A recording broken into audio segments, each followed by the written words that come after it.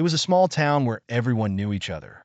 At the heart of it stood an old house, with paint peeling from its walls and a garden that had long been neglected. Inside lived Emily, an elderly woman whose life had been filled with loss. Her husband, Daniel, had passed away many years ago, and her only son, Andrew, had moved to the city, chasing dreams that never led him back home. Emily spent her days sitting by the window, staring at the road that stretched out of town, hoping to see her son return.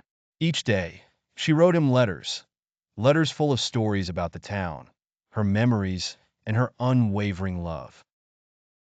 She never received a reply, but she continued writing, sending them off with the faint hope that one day, Andrew might read them and come home. One autumn evening, as the leaves began to fall, Emily felt an unusual heaviness in her chest. She knew her time was drawing near. She took out one last sheet of paper and began to write her final letter. "My dearest Andrew," she began, her hands trembling with age. "I don't know if you'll ever read this, but I want you to know something before it's too late. I love you. I always have, and I always will. I understand why you left, and I forgive you. I hope you found happiness, even if it wasn't here with me." Tears began to blur her vision, but she continued. "I won't be here much longer, and that's okay. But if you ever come back, know that I waited for you every single day. I looked out that window, hoping to see your face one more time. Please remember that you were my greatest joy, my greatest love. Take care of yourself, my darling boy. Goodbye for now."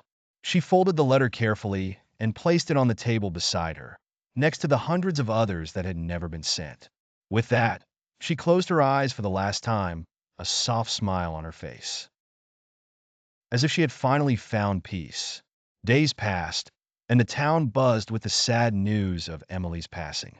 The old house stood silent, the windows dark. But one morning, a car pulled up in front of the house. Andrew stepped out, looking older, more weary than anyone had remembered. His career had consumed him, and though he had received his mother's letters, guilt and pride had kept him away. He entered the quiet house and found her letters piled high on the table. He sat down and began reading them, one by one.